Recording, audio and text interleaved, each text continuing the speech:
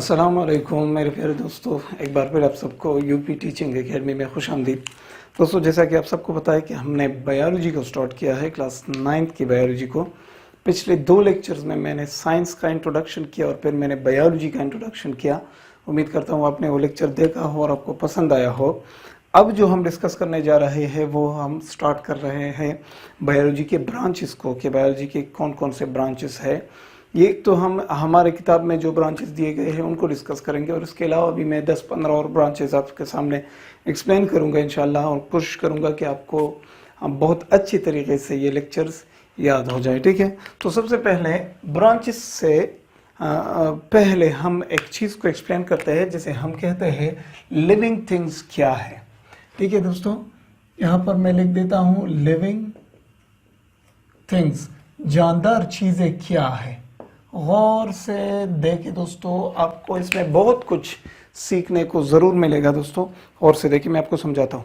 सबसे पहली बात, एक जानदार के लिए कौन सी चीज़ ज़रूरी है। देखिए मैं यहाँ लिख देता हूँ जानदार। एक जानदार के लिए सबसे अहम चीज़ क्या है। अगर हम कहते हैं कि एक चीज़ है और वो जानदार है, वो लिविंग थिंग है, तो सबसे पहले बात ये है कि उसके बॉडी में सेल का होना ज़रूरी है। ठीक है, तो उसके अंदर सेल होना चाहिए। So first property of living organisms, जानदार चीज़ें क्या है, मेड अप ऑफ सेल्स। यानी अगर आप एक जानदार की बात करते हैं तो उसके बॉडी में सेल का होना इंतहाई ज़रूरी होता है। ठीक है, देखिए अगर हम अपनी बात करें तो हमारे बॉडी में millions and trillions of cells हैं। अगर हम प्लांट्स की बात करें तो प्लांट्स की बॉडी में भी सेल्स हैं। अगर हम बैक्टीरिया की बात करें तो बैक्टीरिया भी एक सेल है। तो जब जानदार की बात आती है तो सेल का होना उनके लिए इंतहाई ज़रूरी हो जाता है, कि उनकी बॉडी में सेल का होना इंतहाई ज़रूरी है। दूसरी प्रॉपर्टी जानदार की क्या है कि जानदार जो है वो ब्रीथिंग करती है। ब्रीथिंग यानी हम कहते हैं कि सांस लेती है। ठीक है, जानदारों के लिए सांस लेना ज़रूरी होता है। देखिए दोस्तों, यहाँ अगर हम इस जानदार की बात करें तो आपको पता है कि हम ऑक्सीजन ले लेते हैं और कार्बन डाइऑक्साइड को एक्सपेल करते हैं। तो इस प्रोसेस को हम क्या कहते हैं मेरे प्यारे दोस्तों, ब्रीथिंग कहते हैं। तो अगर हम जानदार है तो हम ब्रीथिंग ज़रूर करेंगे। अगर ये ब्रीथिंग स्टॉप हो जाए तो फिर हम क्या बन जाएंगे, डेड बॉडी बन जाएंगे, हम फिर जिंदा नहीं रहेंगे। ठीक है, इस तरह। तो ये मैं जानदारों की कुछ प्रॉपर्टीज लिख देता हूँ कि आपको पता होना चाहिए कि अगर आपसे कोई पूछे कि जानदार क्या है, किस चीज़ को आप जानदार कहेंगे, किस चीज़ को आप बेजान कहेंगे, तो आपको पता होना चाहिए। पहले, एक जानदार के लिए के बॉडी में सेल का होना इंतहाई ज़रूरी है। और दूसरा, जानदार क्या करते हैं दोस्तों, जानदार क्या करते हैं, जानदार ब्रीथिंग करते हैं। तीसरी प्रॉपर्टी जानदार की क्या है, वो मूवमेंट करती है दोस्तों, मूवमेंट। और चौथी प्रॉपर्टी क्या है, वो लोकोमोशन करती है, लोकोमोशन। अब देखिए गौर से, इन दोनों में क्या फ़र्क है। अगर मैं इसी जगह पे खड़ा हूँ और मैं इस तरह करता हूँ तो इसको हम क्या कहते हैं, मूवमेंट। या इस तरह करता हूँ तो इसको हम क्या कहते हैं, मूवमेंट। लेकिन अगर मैं एक जगह से दूसरी जगह जाता हूँ तो फिर हम इसको लोकोमोशन कहते हैं। तो आपको पता है कि जानदार मूवमेंट भी करते हैं और लोकोमोशन भी करते हैं। अगर आप प्लांट्स की बात करें तो वो मूवमेंट्स करते हैं, लेकिन अगर आप हमारी बात करें तो हम मूवमेंट्स भी करते हैं और हम लोकोमोशंस भी करते हैं। ठीक है दोस्तों, तो जानदार लोकोमोशन करते हैं। अगर यहाँ पर एक शख्स पड़ा हो और ये खुदा न खास्ता एक शख्स है और ये मर गया है, ठीक है, ये शख्स मर गया है, तो क्या ये मूवमेंट करता है, क्या ये लोकोमोशन करता है? नहीं।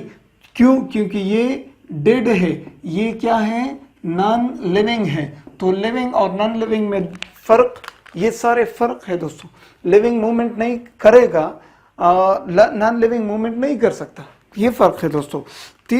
पांचवा प्रॉपर्टी लिविंग का, अगर आप कहते हैं कि एक जानदार है, एक चीज़ है और वो जानदार है, तो उसके बॉडी में ये ज़रूर होगा मेरे प्यारे दोस्तों, और इस प्रोसेस को हम कहते हैं रिस्पायरेशन। ठीक है, आपको पता है कि हमारी बॉडी के अंदर क्या है दोस्तों, सेल्स है। जब ये ऑक्सीजन जाती है और खुराक सब्सटेंसेस आते हैं तो इस ऑक्सीजन की मदद से हम ग्लूकोज की क्या करते हैं, ब्रेक डाउन करते हैं into H2O plus CO2 plus energy. Energy लेते हैं। तो एनर्जी लेने के लिए हम क्या करते हैं, हमारी बॉडी में क्या होता है, हमारी बॉडी में ग्लूकोज का ब्रेकडाउन होता है। तो जब ग्लूकोज का ब्रेकडाउन होता है, एनर्जी रिलीज होती है, तो इस प्रोसेस को हम क्या कहेंगे, रिस्पायरेशन। लेकिन डेड बॉडीज के अंदर रिस्पायरेशन नहीं होती दोस्तों, और जिंदा चीजों के अंदर रिस्पायरेशन होती है। तो ये जिंदा चीजों की प्रॉपर्टीज है, और प्रॉपर्टीज भी हमने बताने हैं दोस्तों, यहाँ पर नहीं रुकना। छठा प्रॉपर्टी ये है कि जिंदा चीजें जो है वो एक्सक्रीशन करते हैं, यानी आपके बॉडी के अंदर जितने भी गैर जरूरी चीजें बनते हैं तो आप क्या करते हैं, आप उनको एक्सक्रीट करते हैं ना।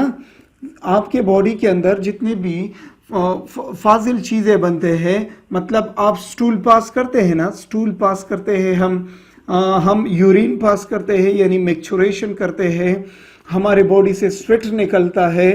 तो ये सारी चीजें क्या है, ये सारे प्रोसेसेस को हम एक्सक्रीशन कहते हैं, यानी जब आप अपने बॉडी से एक्स्ट्रा चीजें बाहर निकालते हैं तो इसको हम एक्सक्रीशन कहते हैं।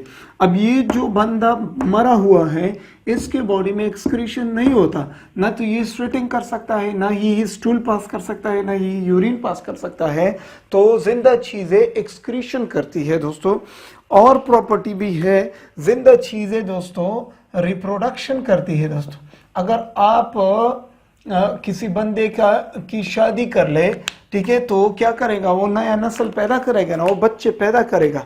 तो ये बंदा जो है ये जिंदा है, ये मरा हुआ नहीं है। तो अगर आप इनकी शादी करें तो इसके फिर बच्चे होंगे। अगर आप इस बंदे की शादी करें तो क्या इसके बच्चे होंगे, पहले तो इसके साथ कोई शादी नहीं करेगा क्योंकि ये बेचारा मर गया है, तो ये रिप्रोडक्शन नहीं कर सकता। ठीक है, तो जिंदा चीजों की ये प्रॉपर्टी है कि ये रिप्रोडक्शन करते हैं दोस्तों।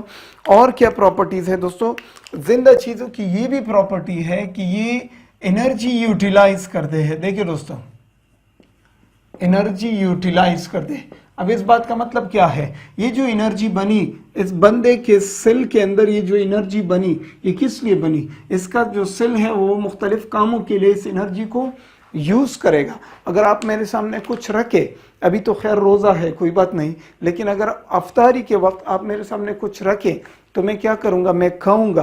किस लिए, क्योंकि उन चीजों के अंदर एनर्जी होती है, और हमारा जो बॉडी है वो उस एनर्जी को इस्तेमाल करके हमारे बॉडी के फंक्शंस परफॉर्म करेगा। ठीक है, तो जिंदा चीजें एनर्जी जो है वो यूटिलाइज करती है। जिंदा चीजें मेरे प्यारे दोस्तों ग्रोथ करती है। ग्रोथ, देखिए जब बच्चा पैदा होता है तो छोटा सा बच्चा होता है, और आहिस्ता आहिस्ता आहिस्ता आहिस्ता क्या कर जाता है, ग्रोथ कर जाता है। लेकिन ये बंदा डेड है, ये ग्रोथ नहीं कर सकता। इसकी बॉडी में ग्रोथ करने की सलाहियत है क्योंकि ये अलाइव है, ये जिंदा है। तो ये जिंदा चीजों की प्रॉपर्टी है कि जिंदा चीजें क्या करती है दोस्तों, जिंदा चीजें ग्रोथ करती है। नंबर 10 जिंदा चीजों की और प्रॉपर्टी क्या है, ये स्टिमुलाई को रिस्पॉन्स करती है, रिस्पॉन्स टू स्टिमुलाई। देखिए दोस्तों, मैं आपको समझाता हूं इस बात को। ये इस बात का क्या मतलब है, अगर आप अपने दोस्त के साथ बैठे हैं, ठीक है, और आपका दोस्त शरारत करेगा, एक नीडल ले लेगा और वो नीडल आपकी बॉडी में छुपेगा, ठीक है, तो आप क्या करेंगे, इस तरह करेंगे ना। तो अगर यहां पर एक डेड बॉडी पड़ी है, ठीक है, और इसके ऊपर जो है वो सूरज की रोशनी पड़ती है पड़ती है पड़ती है पड़ती है, तो क्या ये बंदा यहां से उठकर दूसरी जगह चला जाएगा, नहीं चला जाएगा। लेकिन अगर यहीं पर एक खूबसूरत दरख्त है, ठीक है, यहाँ पर एक खूबसूरत दरख्त है और इस दरख्त के नीचे साया है, और आप इस बंदे के साथ खड़े हैं यहाँ पर, ठीक है, इसके साथ यहाँ पर खड़े हैं, और आपके ऊपर भी सूरज की रोशनी पड़ रही है, तो आपको तो गर्मी लगेगी। तो आप क्या करेंगे, ये बंदा तो नहीं उठ सकता, आप जल्दी जल्दी यहाँ से यहाँ आ जाएंगे, ठीक है, अपने आप को सूरज की रोशनी से बचाने के लिए आप वहां चले जाएंगे। देखिए, ये एक स्टिमुलस था, ये एक चेंज था, और आपने इस चेंज के मुताबिक रिस्पॉन्स शो किया, आपने जवाब दे दिया कि यार मैं मरा हुआ तो नहीं हूं, मैं जिंदा हूं, तो आप इस जगह को छोड़कर उस जगह चले गए, क्यों? क्योंकि इसकी वजह से आपको नुकसान हो सकता था। तो नुकसानदेह चीजों को जब हम जवाब देते हैं तो इसको कहते हैं रिस्पॉन्स। तो जिंदा चीजें इन तरह की चीजों को रिस्पॉन्स देती है। तो जो चीजें रिस्पॉन्स देती है उनको हम क्या कहते हैं? जिंदा चीजें। अगर आप इस व्हाइट बोर्ड को इस तरह पीटेंगे तो क्या वो रिस्पांस देगा? नहीं। लेकिन अगर आप इसी मार्कर से मेरा सर पीटेंगे तो क्या मैं रिस्पांस दूंगा? हाँ, क्यों नहीं दूंगा? कम से कम आपसे तो अपने आप को बचाऊंगा। अगर आपको कुछ नहीं कह सकता तो आपसे अपने आप को तो बचाऊंगा, दौड़ूंगा। This is response.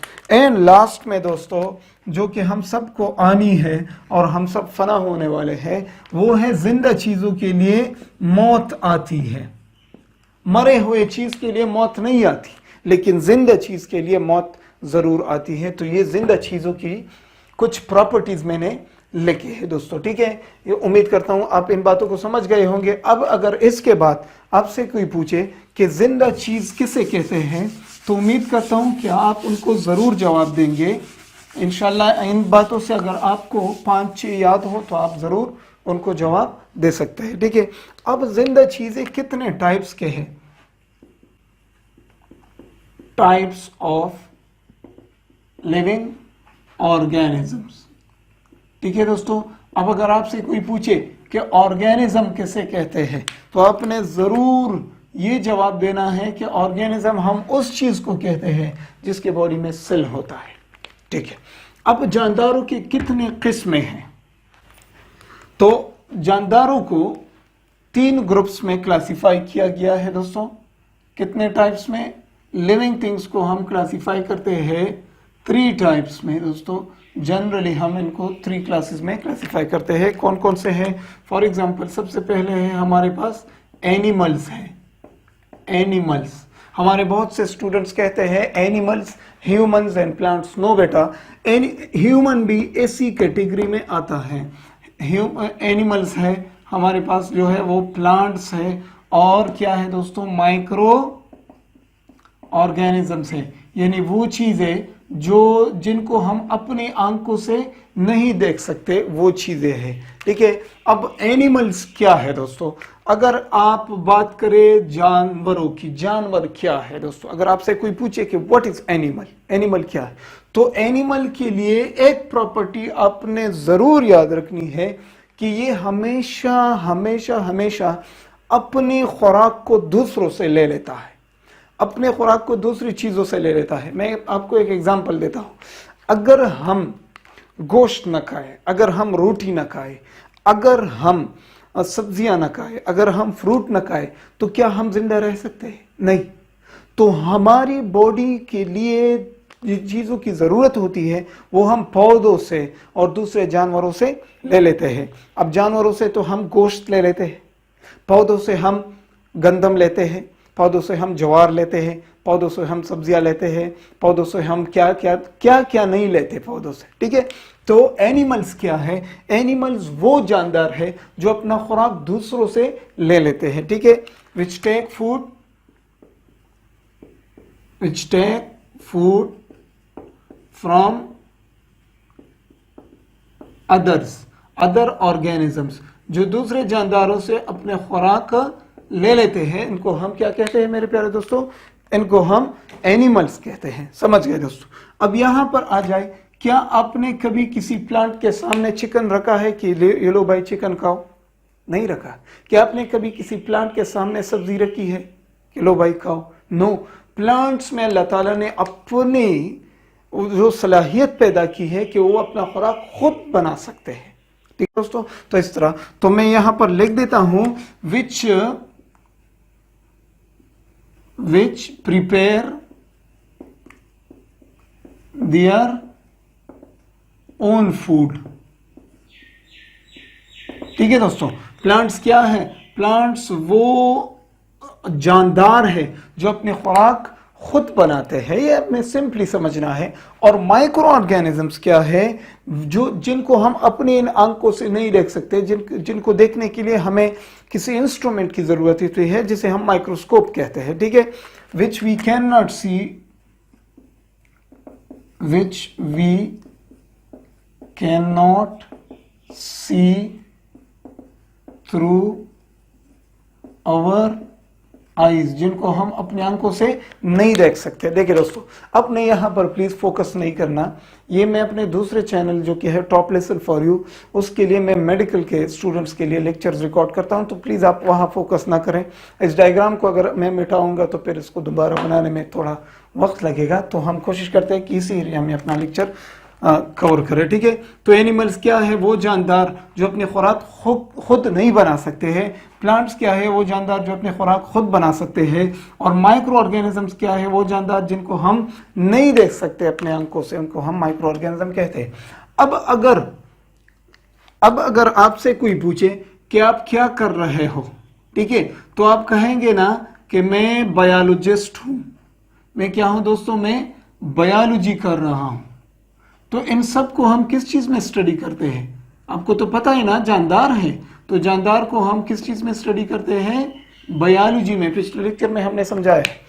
अब आप कहेंगे कि मैं बायोलॉजी कर रहा हूं, तो जरूर कोई आपसे पूछेगा कि यार बायोलॉजी में क्या कर रहे हो, ठीक है। तो इसका मतलब है कि बायोलॉजी के कुछ फील्ड्स हैं। अगर आप एनिमल्स को स्टडी कर रहे हो, अगर आप मेरे प्यारे दोस्तों एनिमल्स बायोलॉजी को स्टडी कर रहे हो, लेकिन बायोलॉजी के अंदर आप जानवरों को स्टडी कर रहे हैं, तो फिर आप कहेंगे कि मैं जूलॉजी कर रहा हूं।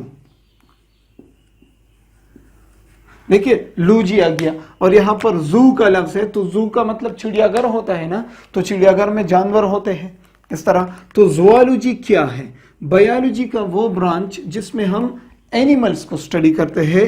तो मैं यहां लिख देता हूं साइंटिफिक स्टडी ऑफ एनिमल्स। जब हम एनिमल्स को स्टडी करते हैं, animals and their structures and properties, इसको हम क्या कहते हैं दोस्तों? इसको हम जूलॉजी कहते हैं। तो ये हो गया बायोलॉजी का पहला ब्रांच, जो मेन ब्रांच है, जिसे हम जूलॉजी कहते हैं। What is zoology? जिसमें हम एनिमल्स की स्ट्रक्चर्स और प्रॉपर्टीज को स्टडी करते हैं, तो इसको हम कहते हैं जूलॉजी। अब आते हैं इसके तरफ। मैं बात को यहां ज्यादा एक्सप्लेन नहीं करूंगा, क्योंकि फिर आपको कंफ्यूजन हो जाएगी। अब जब हम नेक्स्ट ब्रांचेस को एक्सप्लेन करेंगे तो आपको समझ में आ जाएगी। ये है दोस्तों प्लांट्स। तो जब आप प्लांट्स को स्टडी करते हैं तो हम इसको कहते हैं बॉटनी। बॉटनी, ठीक है। तो आपको अगर आपसे कोई पूछे कि आप बायोलॉजी स्टडी कर रहे हैं, लेकिन बायोलॉजी के अंदर आप क्या स्टडी कर रहे हैं, तो अगर आप प्लांट स्टडी कर रहे हैं तो आप कहेंगे मैं बॉटनी कर रहा हूं। आप इस तरह नहीं कर सकते कि मैं जूलॉजी कर रहा हूं, ठीक है। तो यहां पर डेफिनेशन क्या लिखेंगे? Study of plants, their structures and properties। तो इसको हम क्या कहेंगे दोस्तों? This is called botany. तो ये बायोलॉजी का दूसरा मेन ब्रांच, ठीक है। और यहां पर अगर आप बैक्टीरिया स्टडी कर रहे हैं, या वायरस स्टडी कर रहे हैं, या ईस्ट वगैरह स्टडी कर रहे हैं, तो आप ये नहीं कह सकते हैं कि मैं बॉटनी कर रहा हूं। आप ये भी नहीं कह सकते कि मैं जूलॉजी कर रहा हूं। आप कुछ और कहेंगे, जो कि है माइक्रोबायोलॉजी, ठीक है। तो माइक्रोबायोलॉजी का मतलब क्या है? माइक्रो का मतलब छोटे छोटे जानदार, बायो का मतलब जानदार, माइक्रो का मतलब छोटे, बायो का मतलब जानदार, लॉजी का मतलब स्टडी।